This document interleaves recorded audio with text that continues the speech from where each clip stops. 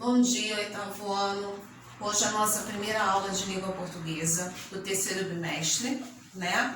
Vocês sabem que dentro de um certo tempo estarei substituindo a professora Helena, né? Enquanto ela está se restabelecendo, tá? Espero corresponder às expectativas de vocês, tá? Vou fazer de tudo para que a nossa caminhada em língua portuguesa seja tão agradável quanto com a professora Helena, tá legal?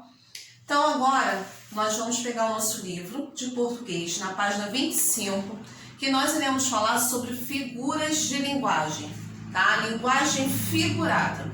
O que seria isso? No nosso dia a dia, nas nossas conversas, principalmente, né, entre amigos, quando a gente está, né, com aquela conversa que a gente talvez não está em público, mas não quer que outra pessoa entenda, né, a nossa conversa, a gente costuma utilizar palavras, né, jogar com palavras que só, né, você e a pessoa com a qual você está conversando, as pessoas, o grupo que você está conversando, entenda. Isso é uma linguagem figurada. Então lá na página 25, coloquem a data de hoje, tá? Dia 10/8/2020. Não esqueça também de pegar o caderno para anotar esse resumo. Tudo que está aqui está no livro, porém aqui está bem mais resumido, tá? Então não deixem de anotar no caderno de vocês, por favor. Então tá assim, linguagem figurada. Nós temos dois tipos de linguagem. Primeiro, aquela real, quando não há intenção de modificar a mensagem, que a gente chama de linguagem denotativa, significado usual, tá? Por exemplo, né? Eu olho para, vamos lá, Gisele Bündchen, né? Linda, né? Eu falo, nossa, que mulher linda. Esse linda, né? Tá no sentido denotativo, que realmente ela é linda. Agora vamos pegar aqui uma mulher não tão bonita assim, né, e tal. Geralmente né, aquela que tá toda desgrenhada, com o cabelo lá no alto, né, sem maquiagem, toda desarrumada, toda descabelada, uma mulher qualquer. Aí eu olho assim e falo, nossa, que mulher linda. Se for de acordo com a aparência dela, será que eu estou sendo sincera? Provavelmente não. Pode ser linda, de boas ações, de coração, né, nobre, porém pela situação, da aparência dela, da característica dela, esse lindo aí tá soando como algo assim, irônico, né? Não real. E quando isso acontece, quando eu utilizo de linguagem, utilizo uma palavra, uma expressão fora do seu uso comum, eu tenho uma linguagem conotativa. Então, nós temos dois tipos de linguagem. Conotativa, quando ela é além do uso comum, ou seja, ela é utilizada de maneira diferente do usual, tá? Além do costume. E tem a denotativa, que é a real, que é a situação, né, que eu dei o exemplo da modelo Gisele Bündchen, tá? Quanto à linguagem conotativa, nós temos várias situações e essas situações elas são classificadas de acordo com a situação. Mas antes de a gente falar sobre essas figuras de linguagem que são conotativas, tá? Vou colocar aqui, conotativa. Vamos seguir aqui a leitura aqui do texto do livro. Tá assim. Os textos a seguir abordam o mesmo assunto. Ambos falam sobre inventar mentiras. Embora apresentem o mesmo tema, a abordagem e a forma e a linguagem usada pelos autores são distintas. Leia os textos a seguir. Texto 1. Tudo mentira. De tanto inventar histórias para distrair seus amigos, o alemão Carl Friedrich Hieronymus, barão de München, 1720 a 1797, que serviu como mercenário no exército russo na guerra contra os turcos em 1740, acabou entrando para a história como um grande mentiroso, graças ao livro, por sinal publicado anonimamente em 1785, do escritor alemão Rudolf Erich Raspe, 1737 a 1794. De volta dos campos de batalha, o barão contou, por exemplo, como se safara de um pântano onde caíra, puxando a si mesmo pelos cabelos. Em outra peripécia, salvou-se da morte cavalgando balas de canhão disparadas pelo inimigo. Entre uma aventura e outra, ainda achou tempo para ir à lua 2 vezes. Mas não há literatura que não tenha seus campeões da mentira, real ou imaginária. O escritor francês Alphonse Daudet, de 1840 a 1897, celebrizou-se graças às aventuras mentirosas de seu personagem Tartarin de Tarascon, um burguês baixinho, com certa tendência à obesidade, que se imaginava um valente herói e saía contando peripécias nunca vividas. No Brasil, o mentiroso Macunaíma, de Mário de Andrade, nem fez questão de se fingir de herói. Covarde como só ele e sem nenhum caráter, Macunaíma mentia o tempo inteiro para se safar de qualquer problema. Dizer a verdade, aliás, lhe dava preguiça. Texto 2. Isto. Dizem que finjo ou minto tudo que escrevo. Não, eu simplesmente sinto com a imaginação. Não uso o coração. Tudo que sonho ou passo, o que me falha ou finda, é como um terraço sobre outra coisa ainda. Essa coisa é que é linda. Por isso, escrevo em meio do que não está de pé, livre do meu enleio, sério do que não é. Sentir, sinta quem lê. Vamos lá, vamos analisar os 2 textos. O primeiro texto é uma narrativa, né? Conta a história de livros, né? Sobre outras narrativas, né? Que tem um enredo fictício, real, imaginário, né? A grosso modo, mentiroso. Já o segundo trata-se de um poema, né? Então a linguagem você vê que é o quê? O jogo de palavras, né? Você vê a rima, né? A métrica, que é o quê? Toda aquela preocupação estética, né? De organização dos versos e estrofes, né? Então são 2 textos. Ambos falam sobre mentira. O primeiro falam de personagens mentirosos e o outro fala sobre ele mesmo, né? Que no poema a gente chama de eu lírico. Isso vocês viram lá no 6º, 7º ano. O eu lírico, ele ali não é um personagem, não está contando a história, ele trabalha com emoções. Essas emoções podem ser reais ou não. Nem sempre o que o eu lírico, o poema está dizendo, é o que realmente o autor está sentindo. Por isso que fala de mentira, tá? Porque ali ele trabalha emoções, mas nem sempre as emoções descritas são as emoções que ele está sentindo, tá legal?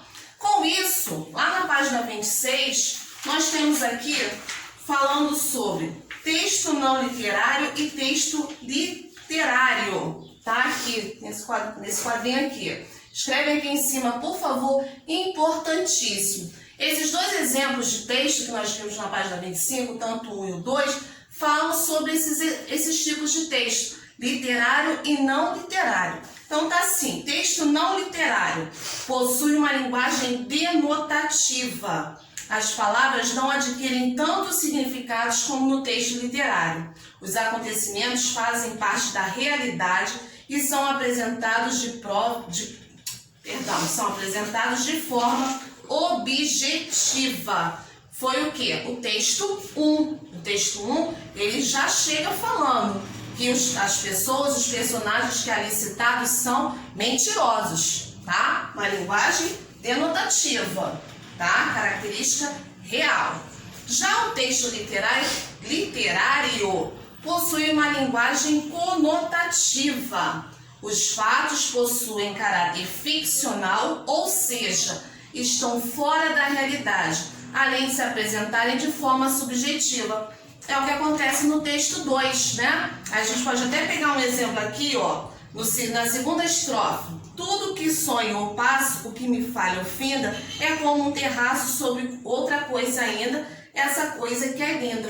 Veja que tem uma linguagem o quê? Totalmente diferente do usual, né? Não é? A gente não fala dessa forma. Ali está fazendo um jogo de palavras para chamar atenção. Então, isso é uma linguagem conotativa e um exemplo de um texto literal. E por falar em textos literais, eu já havia dito que a linguagem conotativa, ela é dividida em figuras de linguagem, tá? Ao todo, nós temos 25 figuras de linguagem. Porém, nesse primeiro momento, nós vamos ver as principais, as mais utilizadas por nós, e nem nós, né, até então havíamos dado conta dessa situação, que a gente faz uso de figuras de linguagem, tá?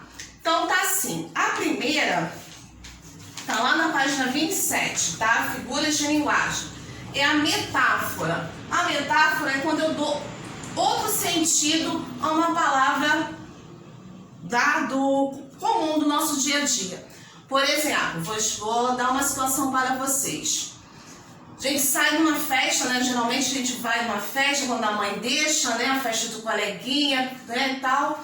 Aí fala assim, quem é que vai? Geralmente agora as festas são dadas convites individuais, ou seja, só vai você, não dá para levar a família, né? Então, se for igual aqui o esquema aqui de casa, né? A primeira coisa que eu falo, vai quem? Já que eu não posso ir, vai alguém que eu conheço, né? Porque todo cuidado é pouco, vocês são tesouros da vida da gente, né? Então não é por assim, né? De qualquer maneira que a gente vai deixando vocês irem a qualquer lugar. Então, a primeira coisa que a gente pergunta é o quê? Quem vai levar, no caso às vezes eu não dirijo, eu não saio, eu não tenho habilitação, então não dá para sair de carro por aí, principalmente à noite, né? Às vezes meu marido tá cansado, né? Já bebeu uma cervejinha, não vai dirigir, óbvio, né? Então o que acontece? Eu vou perguntar assim, quem vai? Você vai com quem e vai voltar com quem? Aí geralmente tem sempre aquele, né? Aquela carona amiga, né? Aí a carona amiga leva o filho, leva mais uma colega, mais um. O total é tanta cabeça, né? Vamos dizer assim, tanta cabeça, né? Que ultrapassa às vezes a capacidade, o limite, né? De ocupantes que tá dando um carro. Aí a pessoa fala assim, não, esse carro é igual a coração de mãe. Por quê? Sempre cabe mais um. Esse coração de mãe aí está no sentido de metáfora. Porque coração de mãe... Coração é um órgão, né? Tá? Bate aqui, pum, pum, pum. Quanto vida você tiver. Quando fala coração de mãe, quer dizer o quê? Que ali, né, está para servir a todos que necessitam. Então, isso é uma metáfora. A metáfora é quando eu utilizo uma palavra, uma expressão, além da sua forma comum. No caso, a metáfora é a linguagem conotativa mais clara, mais precisa, tá? A forma mais simples e pura da linguagem conotativa, tá? Segunda é o eufemismo, tá? O eufemismo serve para suavizar palavras desagradáveis, né?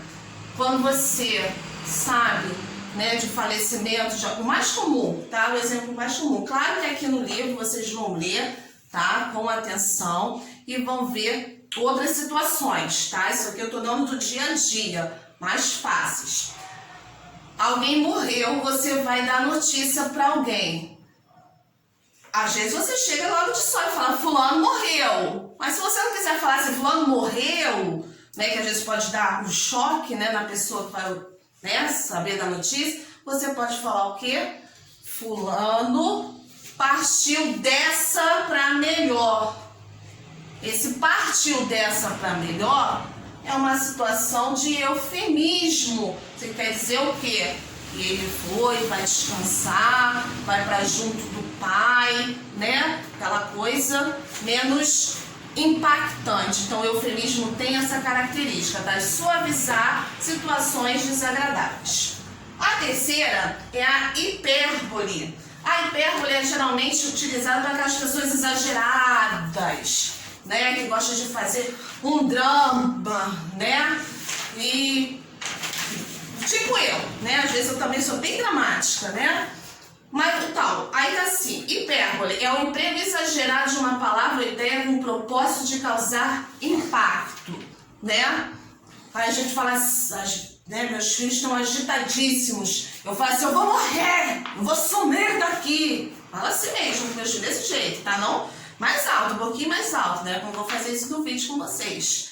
Esse sumir, claro que eu não vou sumir. Dá vontade, né? Minha filha tá aqui gravando, dá vontade. Mas não vou fazer isso, né? Que sou mãe, eu os amo e tal. Não vou fazer, mas a gente fala, eu vou sumir. Sumir da ideia de quê? Que vai desaparecer, não volta nunca mais. Isso é uma hipérbole, isso é um exagero. Porque eu tô cansada, né? Uma rotina estressante de trabalhar, cuidar de casa, enfim. E, né? E a agitação, às vezes, do filho, a paciência da gente, né? Vai embora. Então a gente fala, sumir, eu vou morrer, né? Tem umas mães, isso eu não faço, não.